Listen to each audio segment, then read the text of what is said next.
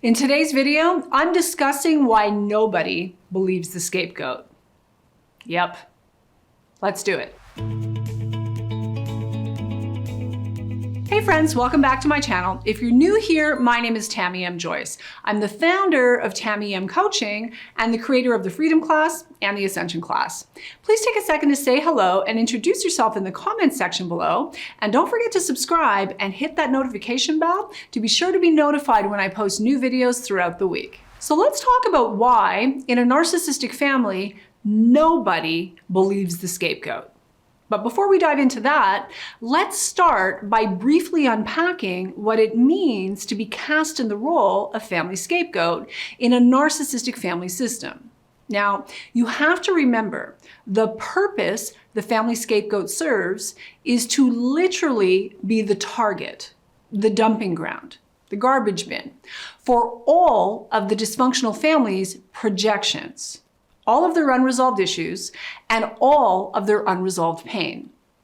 The purpose the scapegoat serves is to be the fall guy or girl for all of the relationship crimes that the toxic, deeply unconscious, and seriously dysfunctional family members have themselves committed. Because of their narcissistic nature, they cannot or will not own, acknowledge, or accept that they themselves have behaved in ways that are not only highly manipulative and mean-spirited, but also downright cruel and abusive. Now, people will often say that everyone has a dysfunctional family. And while it's true that many people do come from dysfunctional families, the truth is not all families are painful and traumatic. Not all families are narcissistic. Not all families are abusive, whether that be through benign neglect, deliberate sabotage, or outright abuse. As Tim Fletcher would say, the opposite of a dysfunctional family is not a perfect family. The opposite of a dysfunctional family is a functional family, meaning a family that is not in chronic pain. According to Tim, what we really mean when we say a dysfunctional family is it's a family that's in pain. Moreover, it's a family that can't resolve the pain they're in. In fact, often they're in total denial and pretend there is no pain. There are no unresolved issues, as it's all kept tucked away in the closet or swept under the rug. Now, the truth is, all families go through pain. All families have difficult things that happen and go through hard times. A functional family is a family that is able to deal with those difficult things and hard times in a healthy, sane, and rational way. Members of a functional family have the emotional intelligence and psychological resources, not to mention the personal integrity and decency, to work to resolve whatever issues or problems befall them. Learn, heal, and grow from the experience, and as a result, come out the other side better for it. That's a functional family. So again, as Tim says, to be a functional family doesn't mean you never go through hard times. All families deal with tough stuff. What makes a dysfunctional family or a family dysfunctional is their inability or unwillingness to resolve that pain.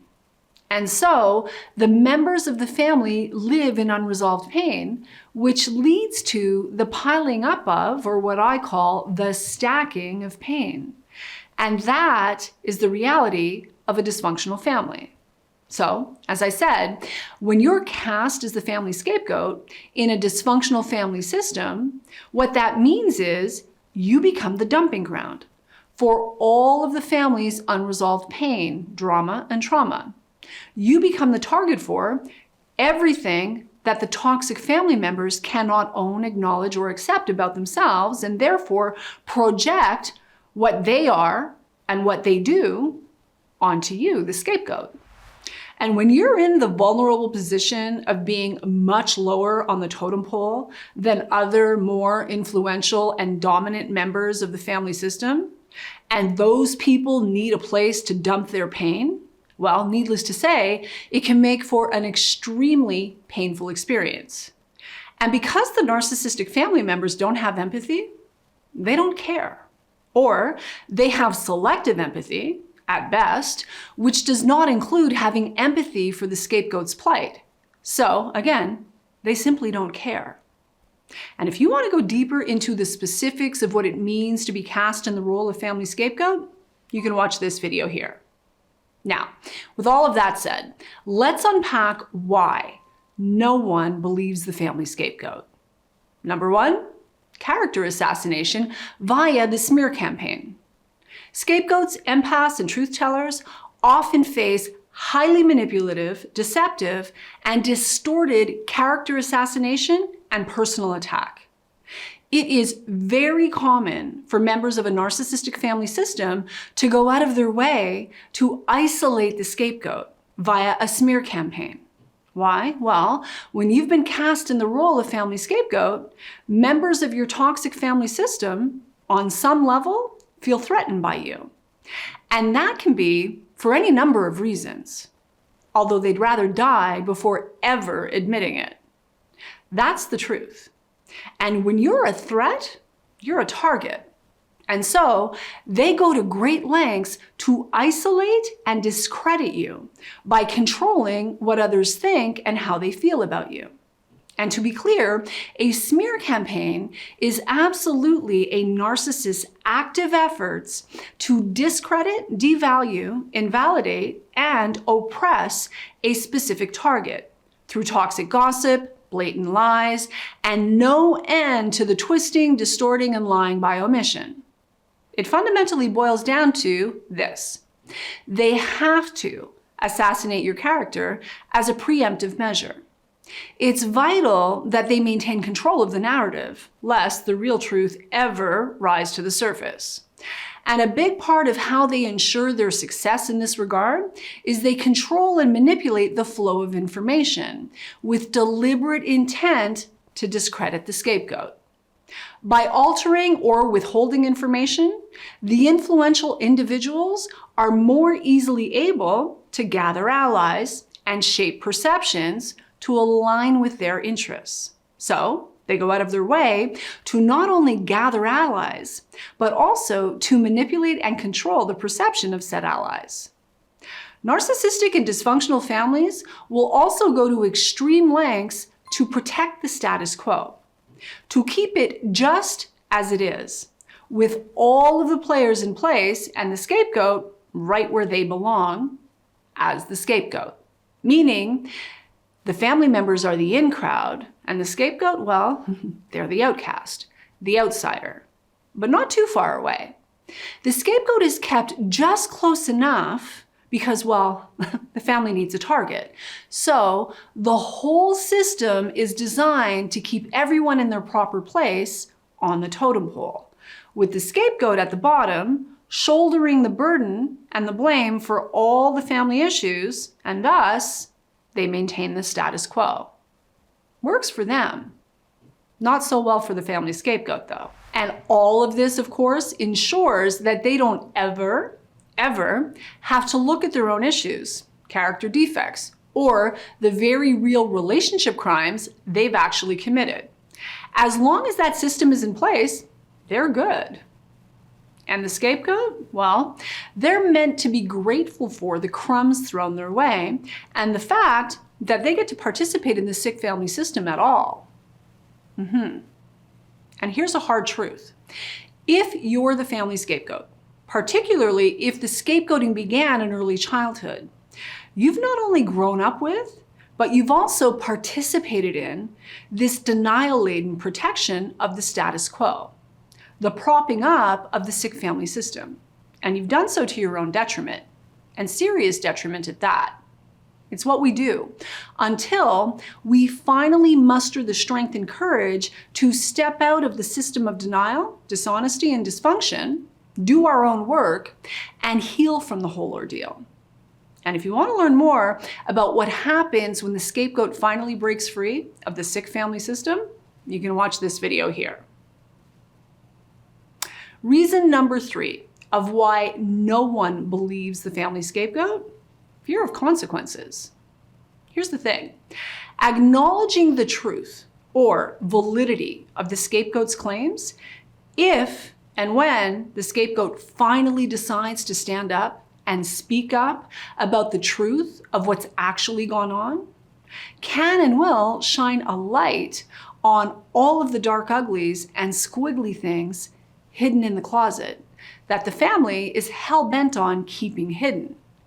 And we know how much dysfunctional families love their secrets. So any sort of acknowledgement of the scapegoat's claims would, at the very least, imply the need for honesty and action, which might include confronting some very uncomfortable truths and/or challenging the more influential and powerful members of the family system, leading to the suffering of some very real consequences. So, should the scapegoat ever dare to speak the truth, the fear of the consequences of acknowledging that truth or accepting those claims would, without question, rock the system, possibly to its core. And no one in the dysfunctional family system wants that. And they sure don't want to suffer the consequences and be punished by those with more authority, power, or control. So instead, they choose to tuck tail and remain in denial and participate in further scapegoating the chosen family target by throwing them under the bus. Again. For example, as a counselor once said to me, it's a whole lot easier to believe that your cousin is a lying whack job than it is to believe that your father's a pedophile. And so the scapegoating is perpetuated as the family pedophile is protected. Now, not all scapegoating involves the covering up of childhood sexual abuse, but it's a whole lot more common than many people realize. Now, comment below and tell me whether or not you identify as the family scapegoat. Let me know in the comment section below. And if you'd like to learn more about the possibility of working with me in my 8-week transformational coaching program, the Freedom Class, there's a link in the description below this video where you can apply to see if you qualify for a free one-on-one consultation with either myself or a member of my team. Number 4, the normalization of mistreatment and abuse. If abusive or dysfunctional behavior is normalized within a family, those who call it out as wrong or abnormal in any way will be seen as being hypersensitive, overreactive, if not outright liars, misinterpreting and misrepresenting what has happened. In other words, the truth-telling scapegoat will be gaslit into believing they are the problem and must have done something to merit such terrible treatment. It couldn't possibly be the perpetrator's fault. Here's how this goes. They abuse you and you get blamed while they get a pass. No matter what has gone on, the scapegoat is responsible. Whatever they've done to you is okay.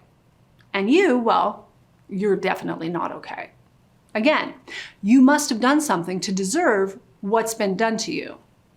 That's the message. And last but not least, number 5, a lack of supportive evidence.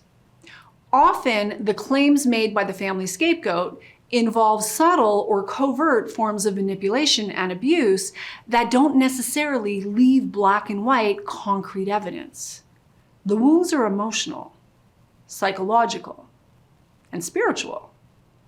The damage is internal, and therefore, the absence of clear, tangible proof can make the scapegoat's claims easy to invalidate, question, or ignore entirely. When others are having a completely different experience within the toxic family system than what the scapegoat is or has, it can be difficult to fathom that these people that they love, admire, and respect can be capable of such cruelty. And the scapegoat, well, their pain has likely been coming out sideways for years. So clearly, they have to be the problem, the issue. And when it comes to speaking up, the family scapegoat must always make their argument beyond a shadow of a doubt. And even then, they aren't likely to be believed. And this is one reason why those who have been cast in the role of family scapegoat grow up to be adults who grapple with, among other things, serious anxiety and an overwhelming need to over-explain and defend themselves in adulthood. It's painful stuff. So, what's the solution? Well, in my view, heal. Commit to a serious healing and recovery journey whereby you not only gather information and educate yourself, but more importantly, actually heal for real and transform your self-concept, the view you have of yourself, both consciously and subconsciously. Deal with and heal from the very real damage that has been done, and shift from vilified scapegoat to empowered super empath. When you do that work, I promise you, the world becomes your oyster. You can literally be, do, and have whatever you desire. You can become the you were always meant to be. But you have to do the work, and you have to heal. Again, for real. It doesn't happen by accident, and it's time now. And with that, I'm going to call it a wrap. But before I go, how can Tamie M Coaching help you? Well, 4 ways. Number 1, subscribe to my channel and click that notification bell to make sure you get my new video every Friday. Number 2, watch my free web class by clicking on the link in the description below. You'll learn about my personal journey and professional experience through decades of research, specific to healing and recovery from codependency and narcissistic abuse. You'll also learn about some powerful strategies that you can begin to use today. Number 3, if you're not sure where to start, but you want to come and learn from my team and I, and you'd like to be supported by a stellar community of like-minded people who are focused on solutions that actually work, you can learn more about my 8-week transformational coaching program, the Freedom Class, by going to TamieMCoaching.com and click on Programs and Reviews for all the details. And number 4, if you want some help right now because you have a burning issue, you need something solved, you want to break free from painful relationship patterns permanently, and actually make lasting progress in your healing and recovery, go to TamieMCoaching.com and click on Apply Now to learn how you can become my client.